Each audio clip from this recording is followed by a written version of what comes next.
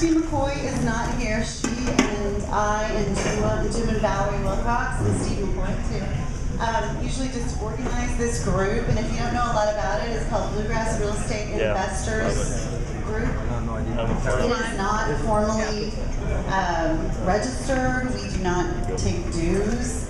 We just set a time every month, and we try to have speakers. We try to get sponsors sometimes, and we are going to try to do some more sponsorship this year.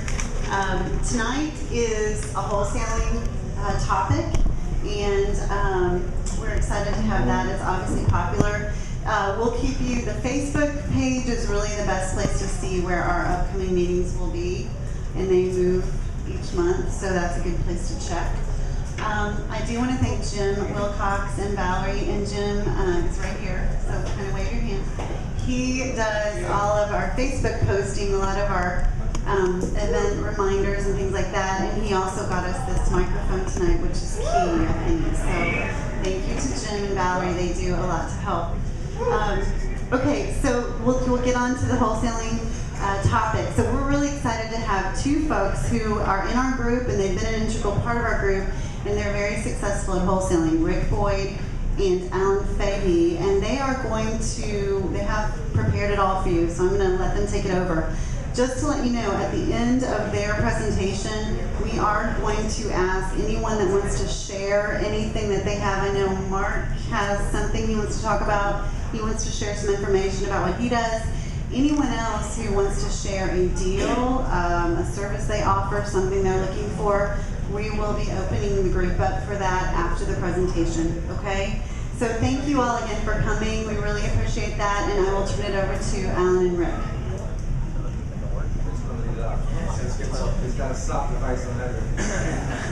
We're just going to start out, give a little bit of a backstory, kind of where we started. It's my wife and I, Mackenzie. We got into wholesaling, I guess, 2.5 years ago or so. I'm sure a lot of you all kind of know the grind beforehand, the 9 to 5, and just wanted something bigger, wanted something better, and got into wholesaling, found some, I think, Facebook ad, and we kind of went a different route than Alan. We paid, a bunch of money on credit cards to have some mentor teach us how to do a lot of nothing. Nevertheless, a lot of money wasted, and then just linking up with people like Alan that know what they're doing, show us the ropes, and the rest is kind of history. So now we're just picking up what Alan can't or what he doesn't, and so we've just been wholesaling for, I guess consistently we've been doing it about a year. But we said we were doing it for about 2 years, so take that for what it's worth. All right, well, glad there's a good turnout here tonight. Hopefully yourself and Rick, I know Rick's going to bring a lot of value to things. He does things a little bit differently than I do, gets great results, so we can try to tamper for that a little bit from both directions. I want to get a little bit into wholesale. What is wholesale? I'm sure everyone in this room knows.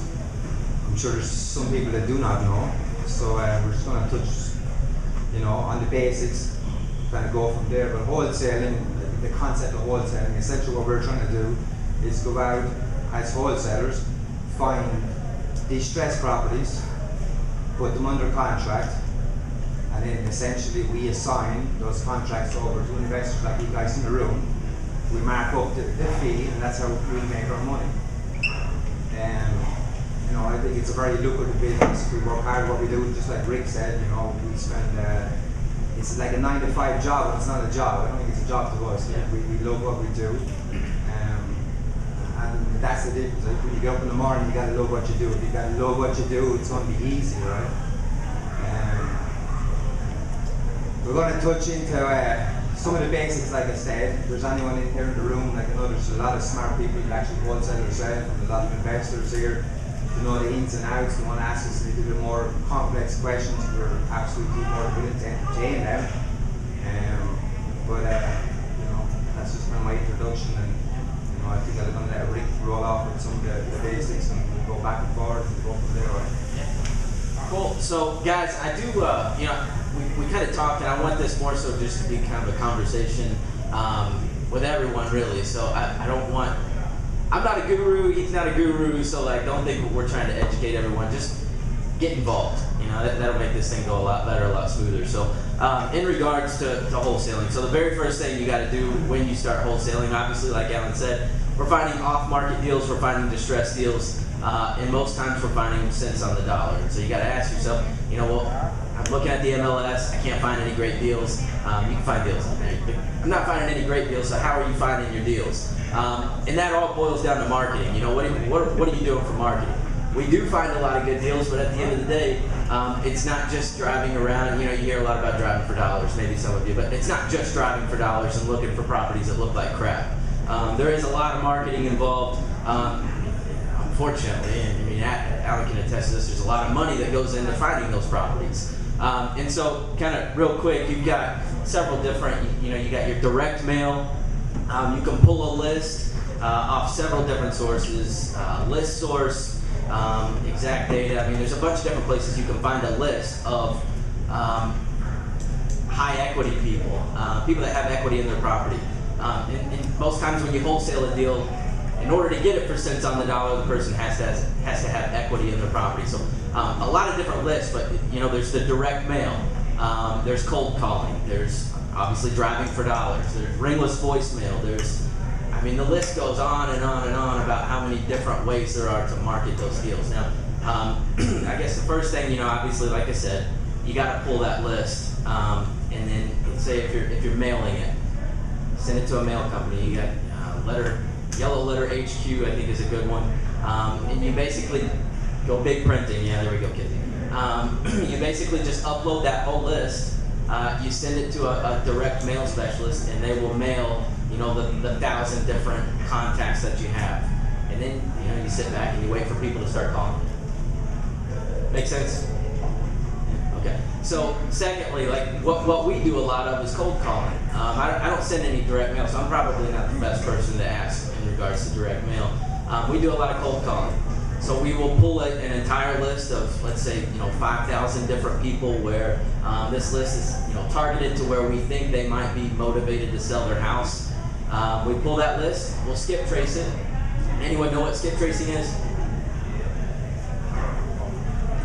What's up? What's skip tracing? It's taking the address, finding the number, phone number. Yeah, exactly. So you know, you pull that list, and most generally there's like 5 numbers that come back per contact, and most of them don't work. The ones that do, most generally someone politely says "F you." But you know, you get those diamonds in the rough, and that's what we're looking for. So whether you're direct mailing, whether you're cold calling, you know, whether you're doing, I forgot PPC, like pay-per-click, your Google ads and all that stuff, it is totally a numbers game. I mean, you get so many no's before you finally get that yes. So yeah, I mean, that's basically the marketing aspect of this business. It's not just people falling into your lap saying, yeah, I want to sell my house for 50 cents on the dollar, 60 cents on the dollar. It's very rare. So, any questions as far as marketing goes so far? Yeah, what's up? I've done signs before. I know Alan's done signs. You want to comment on that? Yeah, so signs were good for a little bit. The city absolutely loves signs.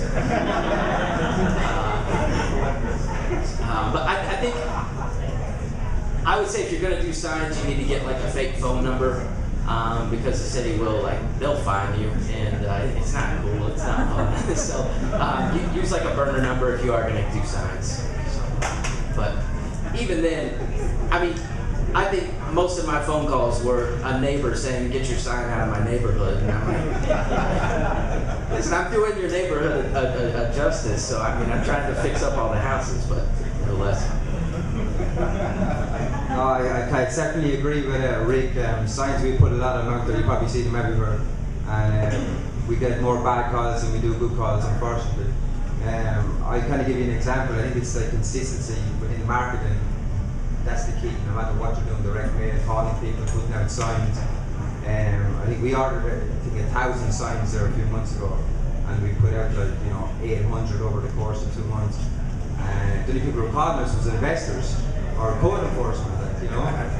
Shit, like, what's going on here? Like, this ain't working, like, you know, this should be basic stuff, right?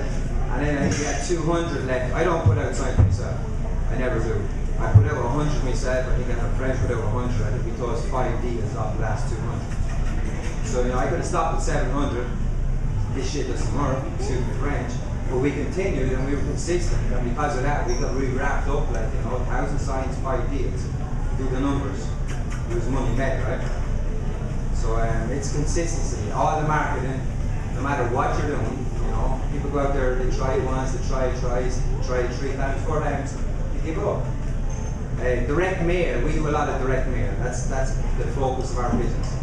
And, you know, I think typically we start seeing more people reply to the 4th, 5th, 6th mailer than we do the 1st, 2nd, 3rd, 4th. The first time we see it, it doesn't exist in the rise. The second time we see it, it doesn't exist in the rise. The third time, who's this guy keeps sending mailers? The 4th time, I'm gonna call this guy back, like, you know, whether it's good news or bad news, but it's consistency, like, and that's just trying to relate to everybody, you know. It's the same in any business, you know. You take your foot off the pedal, you're gonna suffer in 2 months. Like this business, like, you don't get instant gratification. Like what we work on today, we get paid on in 60 days. And that's just the key thing. Some of the things that can go out there in the morning, do what we do, make a bunch lot of money.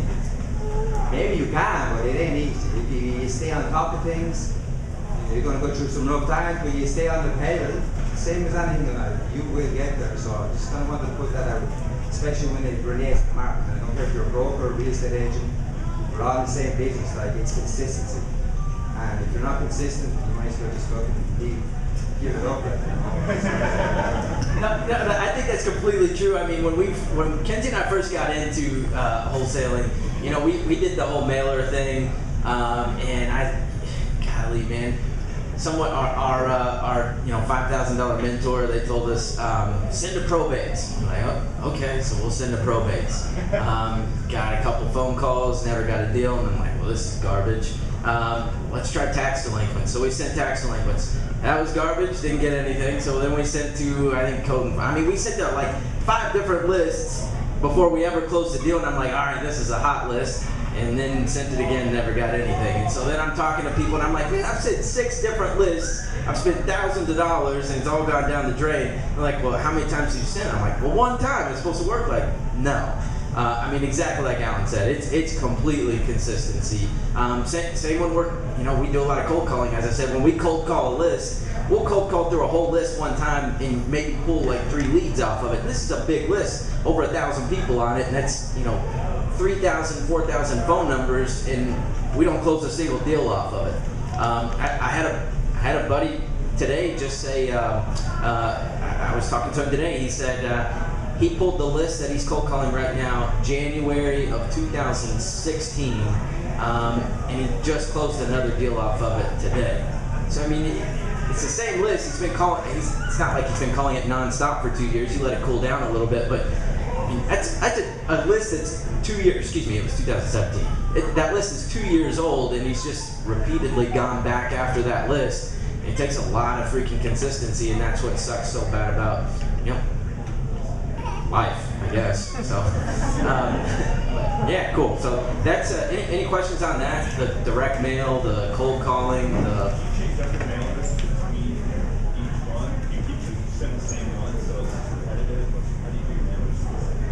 We have about 6 or 7 different mailing pieces that we send out. So like they all look a little bit different. Like, so essentially, the cheapest one to do obviously is a postcard.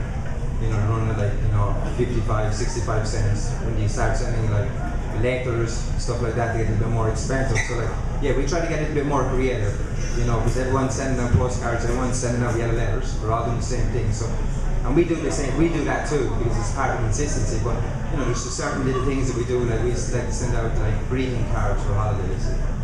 Different things like to grab their attention, stuff that they're more likely to open.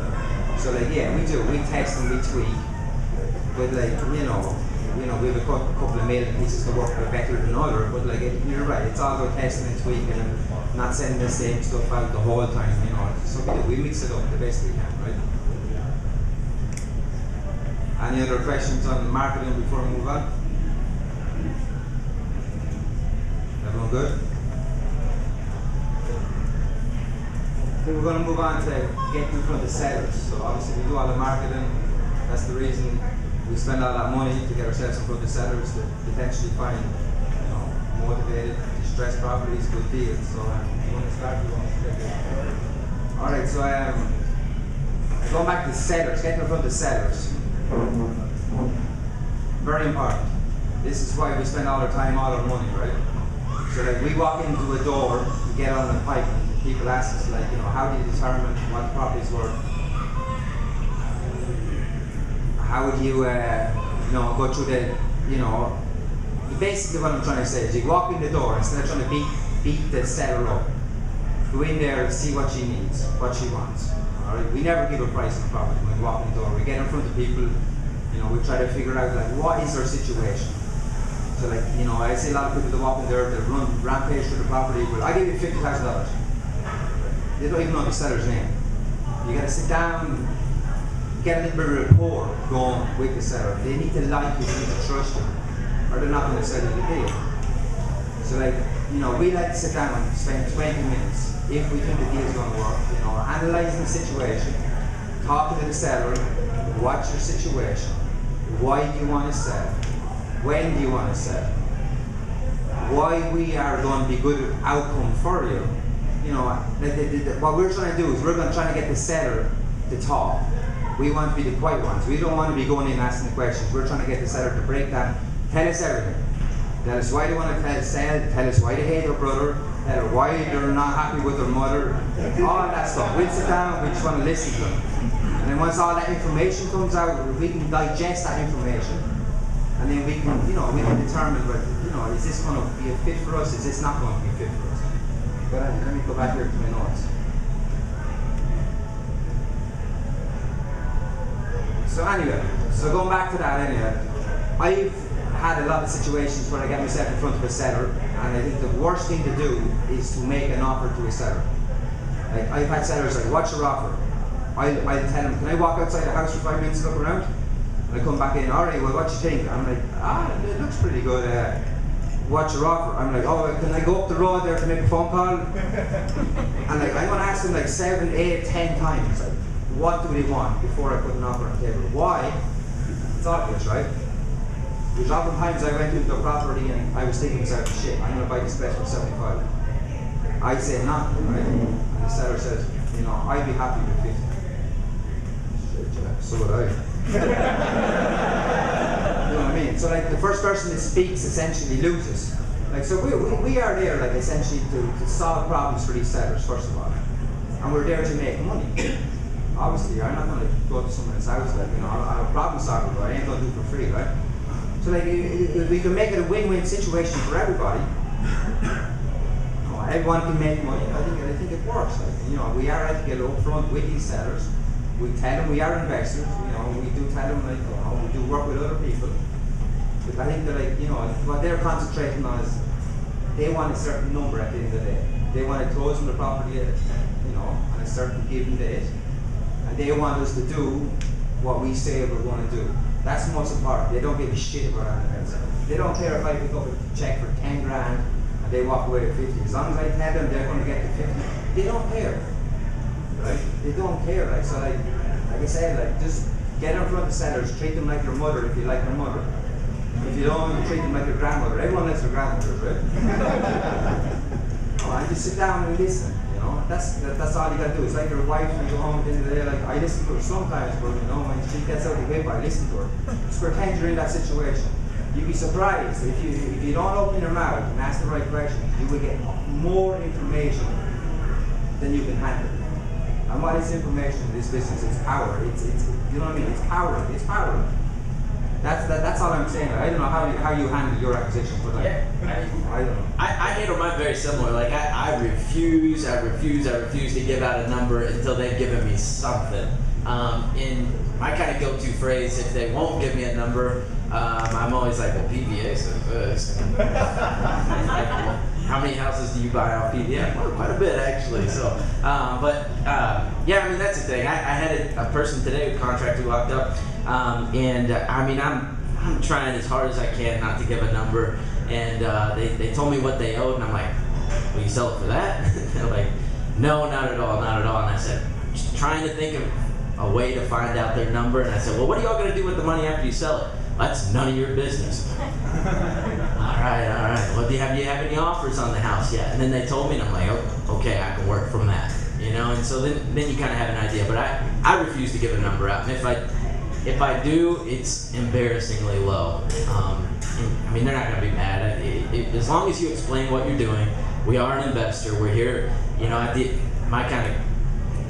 but my go-to line is, listen, I don't know about you, but my wife has a shopping problem, and I have to save every dollar that I can. So, you know, I mean, that's my go-to line. And they all normally laugh at it, and at the end of the day, just as Alan said, you know, we're there to solve problems and build rapport. I mean, I think that goes so much further. If you can get that person to like you and not think that I'm an investor, yeah, I have cash. They don't give two shits whether you have cash or not. They don't. I don't think they do. They don't care if you have cash, as long as you can get the deal closed. And so, building rapport with those people, getting them to like you, and that goes a lot further. I've had plenty of deals where I was not the highest offer on the table. Definitely not the highest offer on the table, and they went with mine just because they liked me. In a lot of these people, you know, they are in situations where they need it gone fast. Other situations where they don't care. They just know the house is a piece of crap and they want it gone. So that's where wholesalers come into play. So, but getting those people to like you, I say all the time, like, especially when we first got into this, like, I did not know anything about real estate. Did not know anything. I didn't know repairs. I didn't know any of that crap. But I knew how to sell, and at the end of the day, I think this is totally a sales business, and not like used carsman sales, but I don't know. You gotta be nice to people, and I think that goes a long way. Going to negotiating. All right. I suck. So I'll use these notes then. At the end of the day, exactly, you know, what the notes say, what makes the sellers happy, you know, and that's what you're really trying to get down to. And so when you kind of backtrack a little bit to what we were talking about, you know, throw out the PVA price, throw out, you know, how much do they need, are there any offers on the table? You always make the seller throw out that number first, and then you can work from there. And I think that really, for me anyways, and I tell the people up front, listen, I suck at negotiating, what's your price? You know, and so for me, that's what works. Some of you all may be that used car salesman where you can negotiate, but I'm not that guy. So anyways, as far as anything else on this, let's see. Yeah, that goes a long way. So when you're negotiating, you do need to find out, like, are there any tax liens on here? Are there any code enforcement liens on here? What's your mortgage? You know, things like that, because that plays a huge part. And it's also really good, or it's a great help when you are negotiating. Asking what that mortgage is, it gives you a bottom dollar. That gives you, at least you know they're not going to accept less than that. So the property I went to today, found out she owed, I think she said she owed $56,000. So that's where I started. You know, that was my number one. That was my go-to tool for negotiating. That was my starting point, because I figured that out. Now, if you don't ask those questions, and just as Alan said, you want to get these people talking. If you don't ask the right questions, you don't know that stuff. And so if you are like me and you do suck at negotiating, asking the right questions will, you know, take you a lot further than just trying to beat someone up over price. So I'm gonna let you take that part.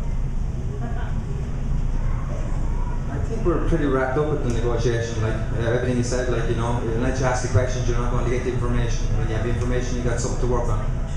And like, you know, you never ask what's your mortgage payment. Well, why do you need to know that? Because I want to buy it for less than what you owe. I didn't say that, but you know, if you do get that golden nugget, you know, well, my mortgage is $33,000. Well, how much do you want to get out of it? I just want to get rid of it. Well, that indicates to us that we can buy it close up with a payoff or a little bit of both, you know. But I think we've touched enough on the whole negotiating side of things. Any questions as far as the acquisition side goes? I think honestly, it's the most important outside market and acquisitions is definitely the most important side of the business in wholesaling. So now's your chance. Start. This might be going back more to the initial contact. I'm curious whether your message to the mailers or other cold calling changes based on the list. You're talking to a probate person versus a tax lien situation or a high equity mortgage list. Are you approaching with a different message? Does that carry over into that in-person contact? From a cold calling standpoint, it does not change for me. I'm just asking if they want to sell their house. Hey, you want to sell your house? That's basically the extent of it. As far as a mailer goes, I can't speak for Alan, but I do know guys that do switch up their mailers in regards to that. I know some guys, the guy that told me to send to probates, for instance, when he sends a probate mailer, it's literally like this 5-page report over properties that he's dealt with. It's got some sob story. Sounds bad, but it's got like this story, like it is true, but he sends it to thousands of people a year. I was the executor of the estate over my mom's. I've been there, I've done that. I know what you're going through, and so that just goes back to the building rapport. Like you're trying to get these people to trust you. At the end of the day, they're selling a house for cents on the dollar, and they know that. They're well aware of that the whole time, and so getting that person to trust you. I think changing your mailer does work. I think it definitely works. The more you send a letter, you can start off with a postcard, then the letter, and so on and so forth. But as far as different lists, yeah, I think probate's probably the main one that people change up. I don't send mail though, so. Do you ever have you said everybody knows that they're selling for cents on the dollar. Do you ever have a feeling that maybe somebody doesn't know that they're selling for cents on the dollar? What do you do with that? Yeah, I've definitely had that before. Normally, like when I am negotiating with someone, I tell them every single time, I'm like, listen, this is what your house is worth. I pull up Zillow right in front of them. I show them the comps that I'm basing their house off of, and I'll tell them, I say, so, do you have any disagreements in regards to what you think your house is worth? I'm not sitting here trying to pull one over on you. I say, no, that looks about right. Now, I also show them, you see how nice this thing looks? This thing is beautiful. Look at the floor, look at the cabinets, look at the bathroom, look at the kitchen. It looks great. And then I turn and point. They can see their house obviously isn't the greatest thing in the world. And so then I'm giving away everything. I take my repair sheet and I show them, I'm like, now, 10,000, 4,000, 3,000, 1,000, 6,000. You can see this thing needs some work. In order for me to get it to look like that, and you have a house that looks like 1970s, I'm gonna make it look like a house that looks like 2019. And so then my offer for cents on the dollar is completely justified in their eyes. And whether they accept it or not, that's their own prerogative. But I'm placing the facts in front of them, and it justifies my offer. Does that answer your question? Yes. Okay. All right, ready to move on? I think we're going to touch into buying from wholesalers.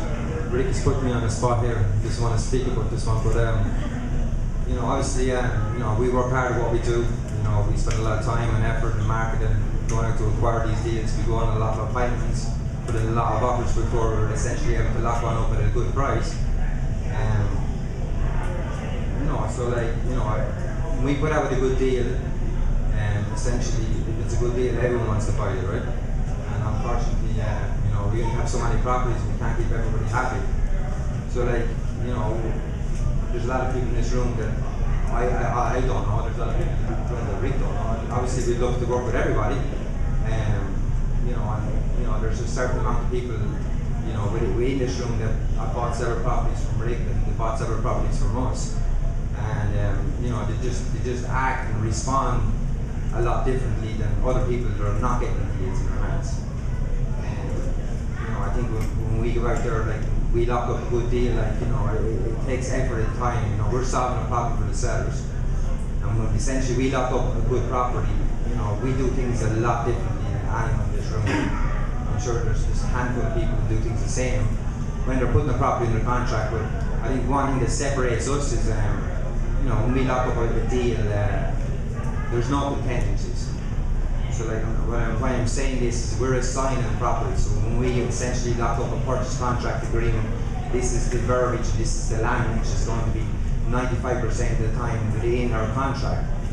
And a lot of that is like, there's no inspections. You know, we'll close in 3 weeks. Leave what you want, take what you want, you know. I don't need to come back the day before closing to see your pipes first, I don't care. You know, if you need money to move out of the property, well, I close on it, I'll let you stay there 30 days. So like, there's some of the risk factors that we have to take, you know. The joy thing about real estate, it can be calculated risks. That's why I love this business, right? Everything is calculated, you know. So essentially, like, you know, we've got a good property under contract, like, you know, how do people get on that list? Or, first of all, there is no list. We don't send emails. I don't send emails. I sent one out right before I got here. I don't, because I'm not very techy when it comes to computers. So, you know? Like, you know, what I would say to people is, you know, we've done all the hard work. You know, we're trying to solve a problem and we're trying to bring a good deal to you guys. You know, I'm sure you can find yourself, maybe you can't, but like if you're looking for a good deal, it's obviously the place to go. Is wholesalers. I'm not saying them all, but you know, there's a handful of really good ones. So like, you know, like when I put out a property and someone calls me up and they say, all right, you know, shit man, deal looks good, I want it. Let me talk to my private money lender tomorrow and my inspector the next day and I'll get back to you. Fuck no. No. Call me in 10 minutes, the deal's going to be gone. If it's an average deal, it's going to take a day. And if it's a poor deal, I got to buy it by myself. That sucks, right? That always sucks. But like, you know, what I'm trying to relate to, like, there's risk involved in everything. We're absorbing all the risk on our end. So when we lock up the purchase contract agreement, like I said, you know, there's no contingencies in there. It's a clean cash sale, buy it as is. So when we're trying to assign those properties, you know, that's what we're assigning. So that's like, if you want deals, that's what you're taking on. So you got to be able to accept some of the responsibility if you're looking to make money. We don't put out bad deals. We don't. 95% of our deals are good. The other 5%, you know, we'll take a little chance every now and then. Why not? You know, it's free marketing. But that's what it is, right? But you know, like I said, you know, there's several people in this room I work with. There's several people in the room I love working with because they simplify the process for me. I can call them up and say, hey man, I'm looking at 2 guys right now. Call these guys up and say, man, have a deal. Yeah man, I take it. If you not want to know about the property, you not want, I take it. You know, like that's what you're competing with. That's what you're competing with. I'm just being honest with you, you know. And they're the sort of people that I like working with. You know, I want the path to the least resistance. I've already done all the hard work. All you gotta do is sign the contract. It's all yours. Put money in the bank. It's that simple. You know what I mean? No, I completely agree, and I think I notice a lot of people, and Alan and I just talked about this. A lot of people when they first get into wholesaling, oh, I need to build a buyer's list. Oh, I need to build a buyer's list. And you hear people talk about it all the time. Oh, I've got 1,000 people on my buyer's list. I really don't care how big your buyer's list is. At the end of the day, can you move a deal?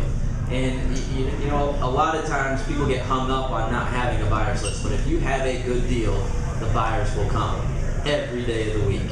It's exactly like Alan said. If you have a good deal, it's gone in 10 minutes. If you have a great deal, it's in 10 minutes. If you have a good deal, it's gone in a day.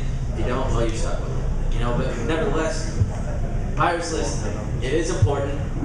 It's important to build those relationships, and I think, you know, to Alan's point, how do you get on that finger quote list? You build a relationship with a wholesaler.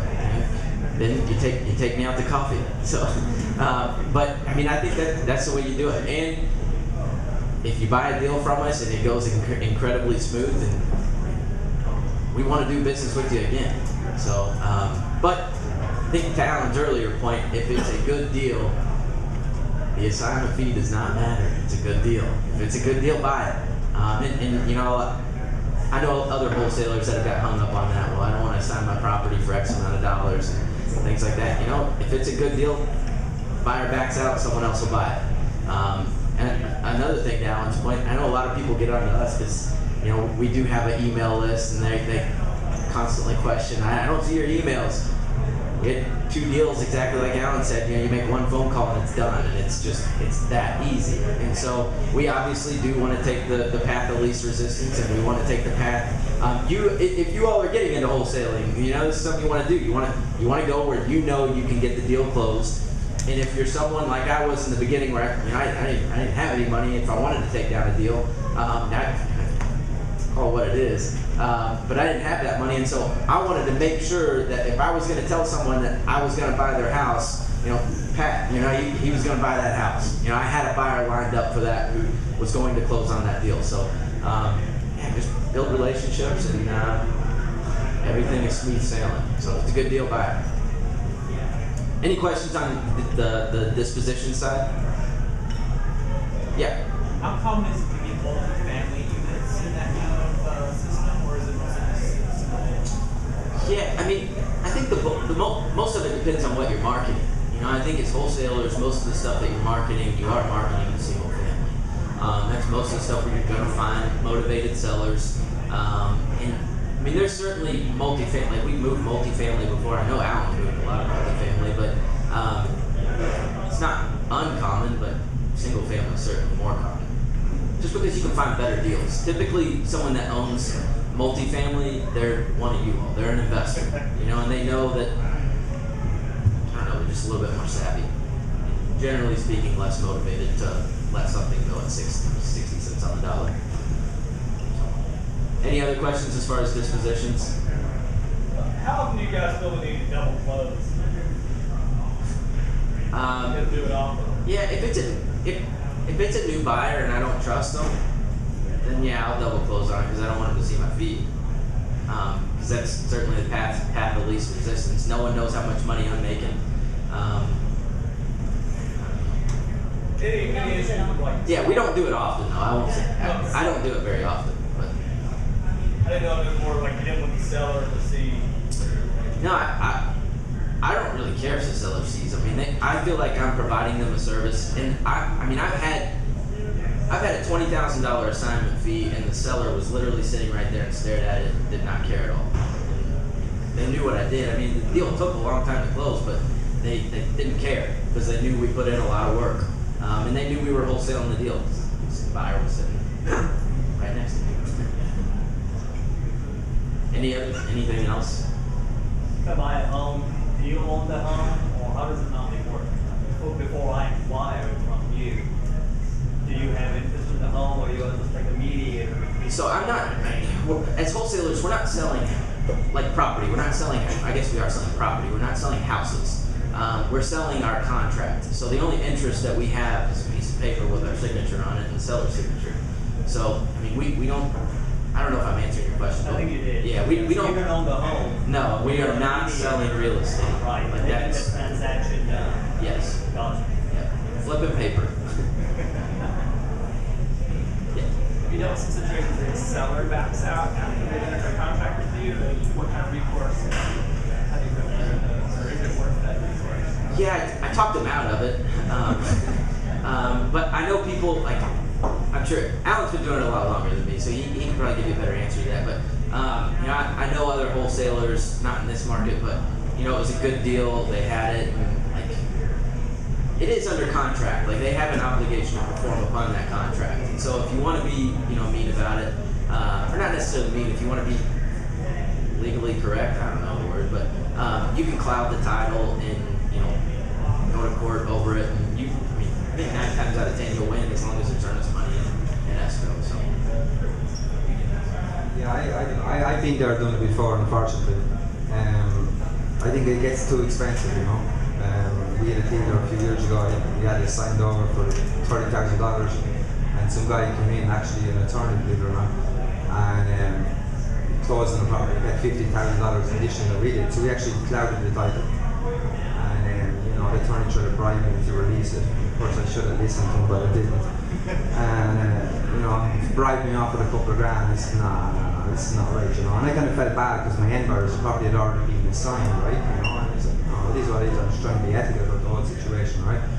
And we went into it, but it got very expensive, We went $5,000, $10,000 into attorney's fees, Could have went after it, could have taken 30, could have cost us 25 to get there. so we dropped it. So like, you know, you can cloud title, but like, there's consequences to pay for doing that, you know. And it can be a very time-consuming process. You know, it can drag out for months and months and months, and you're paying an attorney for months and months and months. You know, you got to pick your battles. You know, this time I picked it, I should have dropped it, so I can learn from it. So I don't know if that helps your situation, your answer or not. Any other questions? Disposition. Rick said he was sitting at the closing and saw that the buyer saw the $1,000. So you go to all the closings even though you signed the contract? Yeah, you don't have to. I just. But you do? Yeah, so I can post it on Instagram. I'm totally kidding. No, but yeah, I do. I think I just like being there. You know, I mean, you are doing a service to these sellers, and I think it's important. It's not the most important thing. I've skipped closings before, but you know, just so you can show your face, like, hey, I'm here for you, and walk you through the whole process. And something that I take pride in is the fact that, listen, once you sign your name on that dotted line, I want you to literally sit back on your couch and not do a single thing. I'll take care of everything. You don't have to do anything. And so, there's plenty of times, I'm not doing it for hugs, but it's cool when like a seller will give you a hug at the end of it because, you helped them out of a sticky situation. So, but hugs for everyone. Anything else? I like the question. Yeah, what's up? Yeah, so that's a beautiful question, actually. How do you determine what your fee is going to be? So this is really important. I don't think this is something we have too much of, but like you have to know your numbers. And there's been plenty of times where I've gotten into a deal and I've completely screwed up my numbers, and I have backed out of a contract before, but it's been because I didn't know repairs, or it was something I genuinely did wrong. Not meaningful, but nevertheless. A lot of it depends on, we take ARV, so whatever that, does everyone know what ARV, does anyone not know what ARV is? Okay, great. So, you take ARV, I don't know what Alan does, multiply it by 70%, and then you subtract whatever fee you want to start off making. So like, we'll take ARV, it's 100,000, times 70%, that brings my offer to 70,000 right off the top, and then I subtract 10,000, that's where I start my fee at every time. So now I'm down to 60,000, and then I subtract repairs into that. And so all like within negotiations, let's say just for the sake of conversation, I'm not a mathematician, it's house is immaculate, needs nothing.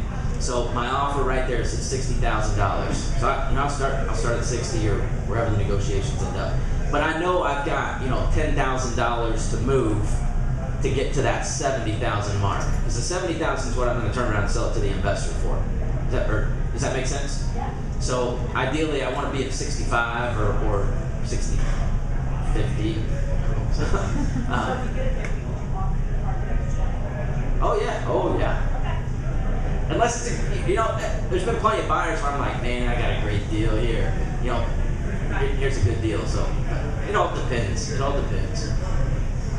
That's a great question. Anything else on that? You have to know your numbers. You really do have to know your numbers. I mean, especially, I think I'm a prime candidate because like when I very first got into wholesaling, I literally had no idea what I was doing. And I would, I don't know who the contractors were, but I got on Google and I'm like, yeah, I think we're getting ready to flip this house. Can you go give me a repair quote?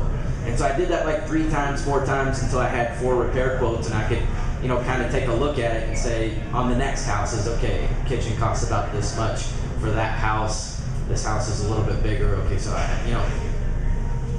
poor contractors. I mean, I wasted their time, but I've also, let's see. I think Zach actually, he bought a property from me. I didn't know what the repairs were, and I took him with me, and he's like, yeah, it needs about this much. I'll pay this much. And so I went back to the seller. That's kind of called reverse wholesaling. But I'm like, all right, sounds good. So then I went back and made sure what I was buying it was for lower than what Zach was going to be the end buyer for, and did it that way. So, but yeah, golly, I can't stress how much you have to know your numbers. And if you don't put a property under contract. Have someone help you out. If you lose out on the deal, it wasn't meant to be, the seller's going to end up being happy because you didn't waste their time, screw up their numbers, and back out of the contract. I've done that. Anything else?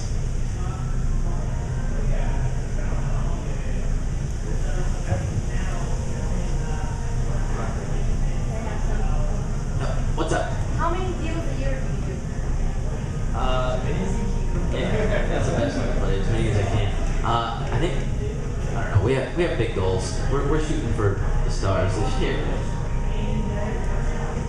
Say again. What are the actual numbers?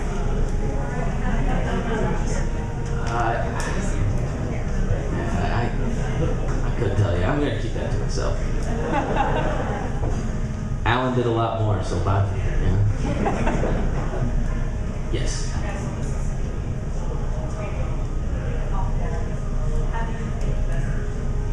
How do you get investors? Yeah, so honestly, the Bluegrass page was a huge help for us. I put out one post and there was literally 200 comments worth of buyers on there.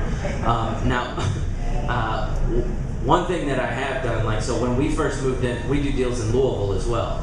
And so when we first went into Louisville, we had no buyers. And so I made friends with a wholesaler up there, and basically I just put a deal under contract and I'd sign a JV agreement with him and I'd be like, hey, get rid of this deal for me and we'll split the deal. So, and I've done that with plenty of deals. I know I've done deals with a couple guys in here before that way. So I think that's a great way to, you know, make sure your deals are getting closed. But Bluegrass Investors page, we actually had a deal in Louisville we showed a buyer to this morning where I just went on the PVA in Louisville and I looked up all the LLCs in that little area, and then we just started smiling and dialing off white pages, trying to find all those LLC owners. And sure, I mean, we found a buyer for it, so that's another way. You can also, if you're a realtor, I think you can pull cash sales. So, great question. What's the craziest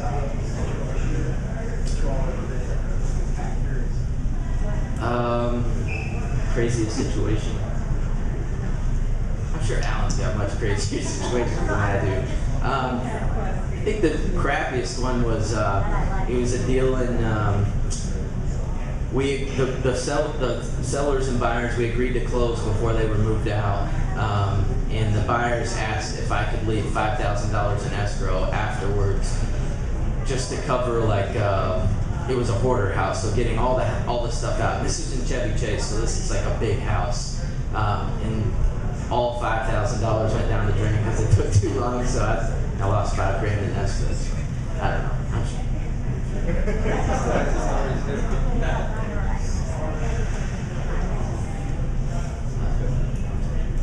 That's a good one. I don't know. I have to think about that for a minute. All right, let's get done with this real quick, and then we will do like an actual Q&A at the end, just for everything of wholesaling. So,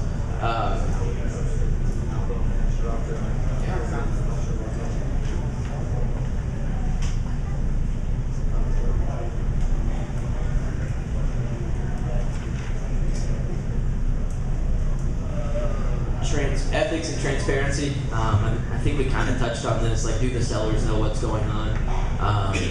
You know, I think if you have the means to buy a property and actually take it down, I don't think it's extremely important to say, you know, I'm going to be assigning this to an end buyer. But you know, a lot of times they know what's going on, especially when you take a couple buyers or a couple people in there afterwards. But if you have the means to buy it, then I don't think it makes a deal at all. I think what does matter is making sure that if you say they're getting $50,000, they get $50,000, you know, a week later, 2 weeks later, whatever it is. So, prove you can perform, you know, it's just taking the same point. You know, make sure you're keeping your word. If you tell someone you're going to give them 50 grand, give them 50 grand whenever you close. Flexibility in difficult situations. So this is, I think this goes a long way. Like, if something that we tell people, if it's a good deal, you know, I'll tell them, look, this is my price. If you need to close in 3 days, we can close in 3 days. If you need to close in 3 months, we'll go ahead and put it under contract right now, and in 3 months we'll close on it. You know, so I think kind of bending to the seller and doing whatever you possibly can to make sure it's, you know, a sweet deal for them. And a sweet deal for them is not always from a financial sense. It's, you know, being able to bend when they need you to bend. So at the end of the day, you know, you're working for us. You're working for someone trying to sell their house. So that's who you're working for. So just being able to. That's a great point. Yeah. So like Alan said earlier, you know, if you need to, you know, if you need to stay in the house, we'll close on the deal and you can stay in the house for 30 days. And kind of do like a lease back or not even charge them. I know there's been times where we've, before we closed on the property, Jake over there, me and him went and moved all this crap out of this old lady's house and moved it into another house for her. So, I mean, that's just like little value add propositions that you can throw out there just to sweeten the deal. So, someone had their hand raised, I thought. All right, cool. Let's see. To your point, when you ask building a buyer's list, ask a bunch of people, what are you looking for? Are you looking for something in 40505? Are you looking for something, what zip code do you buy in? And then that way, when you do have a good deal, you can go directly to them. And there's nothing worse than you having a deal and you have 6 people show up and then come to find out none of the 6 people have cash and can actually close the deal, so you just wasted your time. That really sucks. So go out to your buyers. Where are you looking for a deal? Once you find a deal, go right to them. Normally it's a pretty quick fix. So,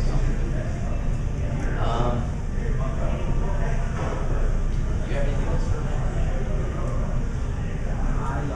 So I think just kind of touching bases on I think buying properties from wholesalers again. We're at the end of the day, we're here to put out a good product to you, a good house where you can put in your rental portfolio, cash flow really well. That's what you want to do. If you're looking to flip properties, we're leaving plenty of equity within the deal. You can turn 15, 20, 30, 35, 40 grand, 50 grand, all depends on the scope of what you're doing, right?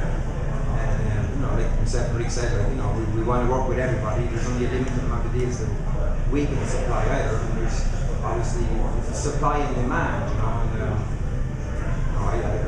I want to work with as many people as I can. I had new clients come into the office yesterday.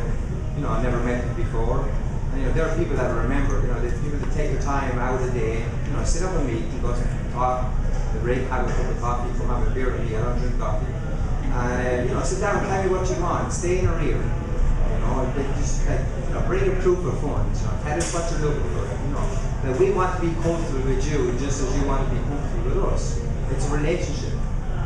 It is a relationship. There's money involved, it's a relationship. When you're married, it's a relationship. Well, all those things come to trust, right? Like Rick puts out good deals, we put out good deals. We put out good deals. Don't ask them. Is the ceiling fan working? I'll let you know tomorrow. Ask the right questions. Position yourself to take that deal down. And I think once you get in the family, as we call it, you're in the family. Once you perform, this guy's good, this gal's good. They can do what they say they're going to do. Just how we say to the sellers, we can perform. Just how we can perform, right? Yeah, that's the whole key thing. It's a relationship business. I get texts. Rick gets texts every day. Oh man, I'm coming up now. Who's this guy? An hour later, we get another call. I don't know these people. If you wanted to get in, get out of the way, have a meeting with us, sit down, and then give us a call back 3 days later. This is what we're looking for. You still remember me? I have a bad memory, trust me. Ask me why. Very, very bad memory, So I think that's how you do it. But the key thing is, like I said earlier on, we're looking for it's a simple way. We've done all the legwork. We're putting it in the basket for you. Make things easy on our end. Because we're relying on you, because now we're assigning the contract to you, and now it's on your lap now to make sure that the seller's happy. We promised them everything's going to be fine. Now we're assigning our contracts over to you. We're not in control anymore, but we're relying on you guys to perform. And if you can't perform, shit, we have a problem. If you can perform, yes, let's do business, right? Any other questions? I'm going to wrap things up here. The two guys laughing over there. They're performers over there, right? They know how it works, right? Go ask Zach, go ask Chris. The guys know how it works. Send them a text message. Fuck yeah, I'll buy it. I told you wrong. How many bedroom bachelors? Do you want to know about the property? No man, I'll buy it. Just send me the contract, we'll figure this out. That's how they do it. That's how they get all the deals. Compete with that and they're doing well. But they can't buy them all. I talked to them, there's 10 projects going on, and you can't buy for a couple of weeks. There's your opportunity. We're good now. any questions pertaining to how you get into the business, anything at all pertaining to wholesaling. I think there were a couple questions on Facebook. Have you got any? Well, I think someone wanted a case study or something.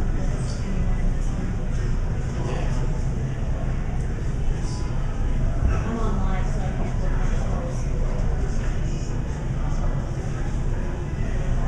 Hold on, there were some questions on here earlier this week. I'm gonna try to I got find a couple them. questions. You guys put down earnest money. And another question is, do they ever ask why you're adding and/or signs after the name on the contract? Right, so the first question, do I ever put down earnest money? 90% of the time, it's $0. Okay? Unless they specifically ask for it. You get someone like, oh, well, like my attorney or my friend told me you need to have an earnest check or it's not, blah, blah, blah. Okay, here's your earnest check. Move on. And our signs. They don't read the contract. Our contract is very simple. It's a one-page standard purchase contract agreement, okay? 7 or 8 headings in it, and we cross out all the contingencies.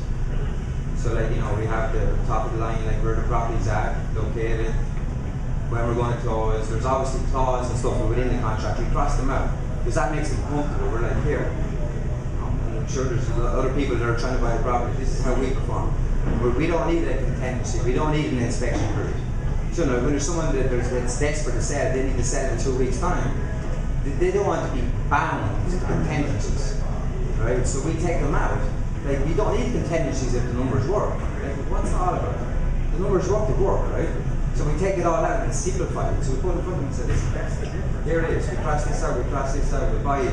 Take what you want, leave what you want, and close on this day.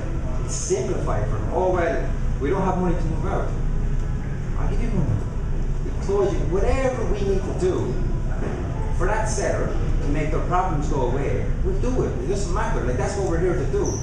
People are a little bit like, oh, well, I don't want to rent back to this person. Like, they own the house. I'm going to rent it. I was told not to do that. But you're like, just sign a contract the day it closes and rent it back to them. Like, it's $600 or $800 you're going to lose giving it back to them for a month. It's a matter if you're making profit. You know what I mean? People overthink this business. Like, we're here to solve problems, simplify things. If you can simplify things for a seller, you're going to make a lot of money.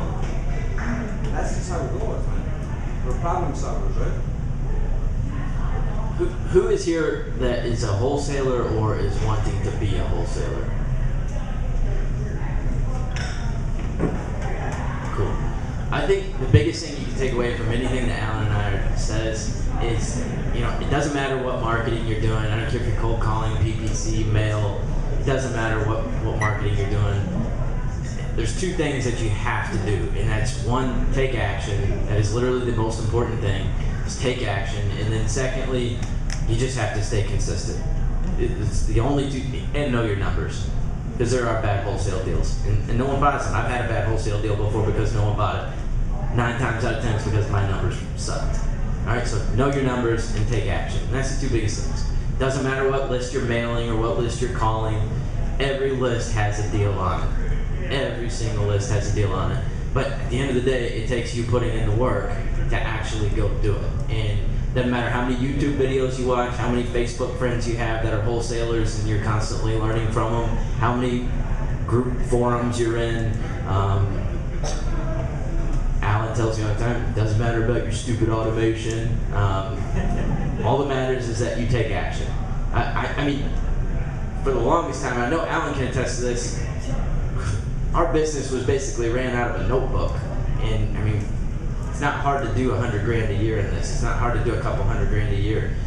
It's not that hard, but you have to take the action. So, anything? Yep. Best assignment fee. 20 grand was my best one. I know plenty of guys though, like, I've got a guy that I'm friends with in Louisville. I think he's had 2 $50,000 assignments this month. So, no, Alan. I'm sure Alan's had bigger ones than 20 grand, huh? It's consistency. It's the consistent checks. It's not the big ones. It's the consistent ones. That's totally true. That's totally true. I'll take 5 base hits over 1 home run. So that's just me though.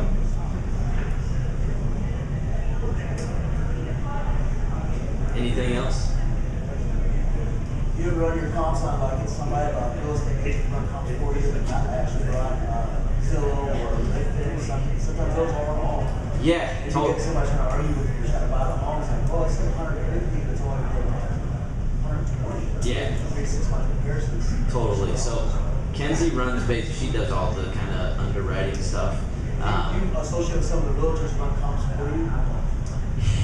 Yeah, you can, but honestly, I mean, people hate on Zillow. I mean, you're not gonna go around looking at Zillow's estimate, but Zillow has all the comps there. I mean, 90% of them, anyways, enough to get you a good, accurate offer. We've been doing it for 2 years, and I've never had MLS. I have MLS access, but I've never used it. Kenzie does all of it on Zillow, and all of our offers are good. However, there are deals that we come across where, I'm trying to think. Yeah, they're hard to comp. We'll reach out to a realtor, but and we have a couple guys that help us out with those comps and stuff like that. But a lot of times, even if the bed and baths and stuff like that aren't there, you can't find a 4-1 in this little area. Everything's 3-1s, and you don't know the value. I mean, most times you can just do what do all these 3-1s and 3-2s sell for, and do price per square foot, and then just add or subtract, a couple grand for an extra bathroom or something. I mean, I still think, and people can hate on me for Zillow all they want, but I love Zillow. I think Zillow's king. Now, I'm not looking at Zestimates and stuff like that, but Zillow on PBA. Actual sold.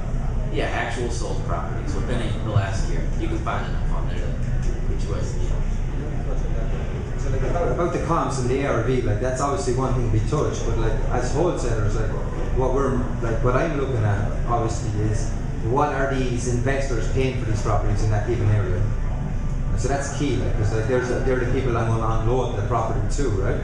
So ARV is obviously important. That's what the end buyer can get. But what's more important to me is I put a property under contract in a specific area. Say I do not have a buyer, you go into your PBA, right? And you're going to find, the recent sales within the PBA, and you're going to look at the LLCs and the investors that are buying them, and you're going to see the sales. But they're your buyers, so that's what I'm concentrating on. The ARV is the ARV. I don't care about that. What I care about is what is this person willing to pay me. So that goes back to knowing your numbers. We know those numbers before we're doing our plans. We know Tom, Dick, and Harry, they paid X, X, and X for these properties. Where if we can get below Tom, Dick, and Harry, well, there's our buyers. So that's more important to me than the ARV, because the ARV is different. It's just a matter everyone asks, what's the ARV? What are you going to do? Are you going to flip it? Are you going to tear down the studs and remodel the shit out of it? Are you going to put a bit of paint on to rent it out? There's your ARV. I don't know that. So when someone asks me, what's the ARV on the property? I don't know. What are you going to do with it? It's that's more important to me. We're trying to bring value to the table. So we want to know what these guys are paying, come below you guys, and that's what we're delivering, right? Yeah, no, I think that's totally true. At the end, I'd just be beating a dead horse. I'd just be repeating it. So. Anything else?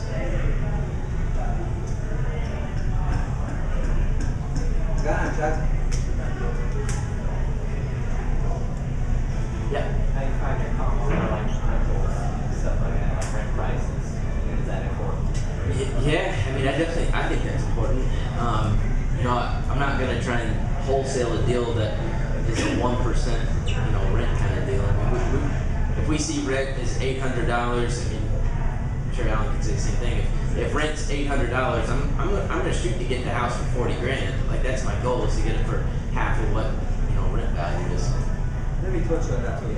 So obviously great question, Jim. Right? Everyone wants to know what the property's renting for. So they can calculate the numbers. But I'll give you a perfect example. Sometimes why you got overlooked at, right? We locked up a property there. I think it was yesterday, today in Manchester Station, right? And sold it through a text message, right? But the point of the matter is the property in Manchester Station is only rented. It's only rented for $850 a month. I thought it was rented for $900. It's only rented for $850 a month. Okay. Now, people that look at that and what regards to the purchase price, the purchase price is obviously a bit more significant, right? They're like, sure, that doesn't make sense. Like, you know, it's going to rent it for 850, but like, you got to go to like the market value. What's the true market value? Like, so the true market value in that particular area was actually $1,300, $1,250, $1,300 a month. So like the smart guys can see, well, obviously this property is underrated. I can go in and do what I need to do and jack up the price. So like, it doesn't determine everything, what the property is rented for. You could have like a property in North Limestone, say, down where exactly whatever, and he jacked the price up, $1,500 a month. Oh man, $100,000 deal, shit man, I'm gonna buy this. Tenant moves out, you have a problem renting for $900 next month. Do you know what I mean? Like that's the point I'm coming from. Do you understand? I know in Louisville, I don't know how many of you are familiar with Louisville, but the West End is a lovely place for high cash flow. Not to live. I had a deal, it rented for, I think it was $800 a month, and it was pulling teeth to try and get that thing sold for 18 grand. I mean, that's huge, and it didn't need anything. I think it needed the window units, but apart from that, the house was turnkey, and I could not sell the thing for 18 grand. Luckily, there was like 16 grand worth of back taxes, killed the deal, but nevertheless, I mean, sometimes that doesn't necessarily matter, and sometimes it does. So ask someone that knows what they're talking about. That's the best thing.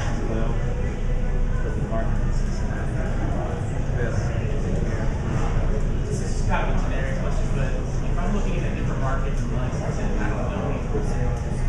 It's a good way to find one that's reputable and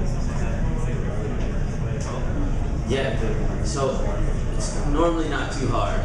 You can get on, like, there's a ton of Facebook forums for wholesaling. There is a ton of them. Get on there and just ask a question. Is there anyone in Raleigh, North Carolina, or something like that? And you'll find them in there. You can also put out a Craigslist post, say we buy houses, or I have put out a really, really cheap deal on Craigslist, and I guarantee a wholesaler will call you trying to buy it.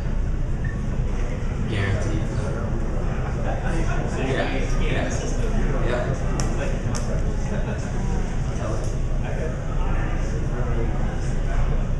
Anything else?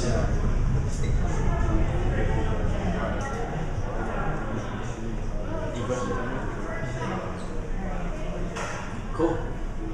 Yeah. I appreciate the service you guys have. Yeah, thank you. Any trends you guys are seeing in Lexington that you think we should be aware of? Where you're finding more deals, or where you see things moving around? I've seen a couple deals. I see some stuff stay on the market a little bit longer, I guess, in some areas. I saw what David O'Neill put out. I don't know if anyone saw that. What was it like? It's still an inventory problem on each lot. Yeah. So I think it comes down to affordability. Like the Lexington is really struggling with affordable housing nowadays. Like, I had a meeting with June to touch bases on it. Like, you know, I like the North Line corridor. You know, there's some of the other ways. Like affordability is a problem. Like, if you get in there and continue to buy houses under the $100,000 and be all in, you can't go wrong. Because there's always going to be demand for that. Affordability is a major problem. You can't go wrong, you know, and you're going to appreciate all day long every day. I don't care where you are.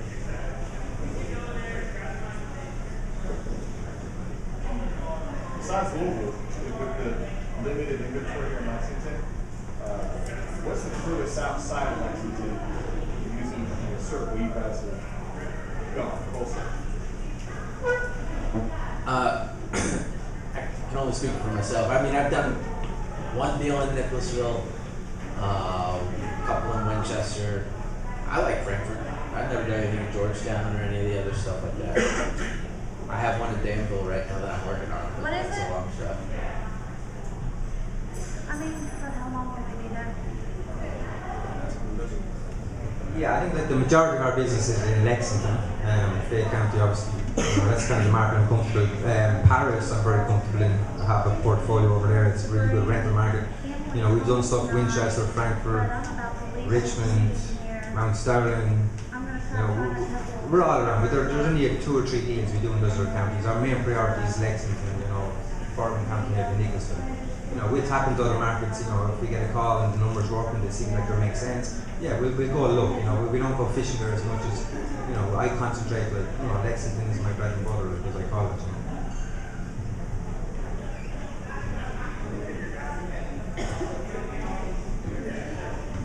Anything else? All right, guys.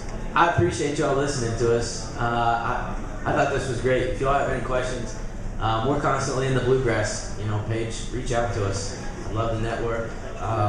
If you're new to wholesaling, I can only speak for myself on this. I'm sure Alan would too, but I'd love to help out. I know a lot of people, a couple other wholesalers here in Lexington that, they came to me and we've closed deals together because they just didn't know what they were doing. So I had a lot of help when I first got into it. So if there's any way I can be a benefit to you, please reach out to me. I'd love to do a deal with you. All right, well, I appreciate everyone coming out. Jim, appreciate a lot. Valerie, Jamie, putting this all together. Nice turnout. And actually, I think Tara has a deal she's going to sell tonight before we go home. So you better corner her there, eh? I've enough talking done. But thanks very much for everyone coming out. Appreciate it.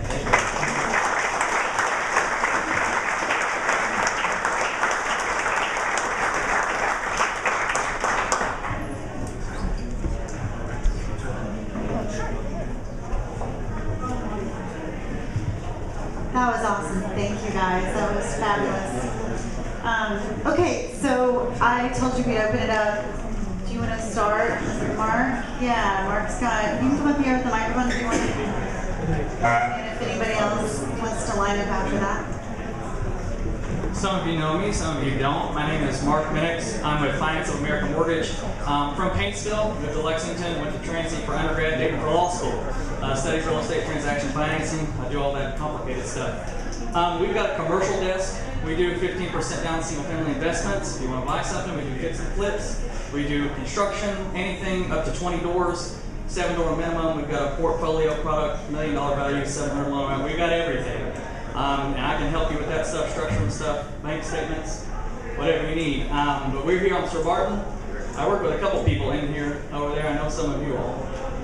But we do everything. We do the regular Fannie Mae up to 10 finance properties is 15% down. On single families, 25% down, 1 to 4s. And if you're buying from them, you need the money, they've got the house. Okay?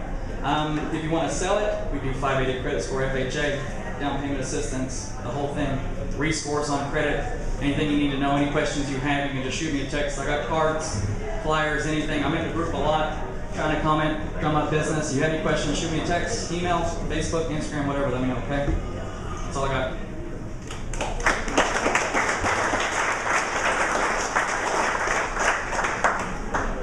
All right, anybody else want to say anything? Any deals? Anybody wants to present? Okay, thank you all for coming out tonight. We really appreciate it. Have a good one.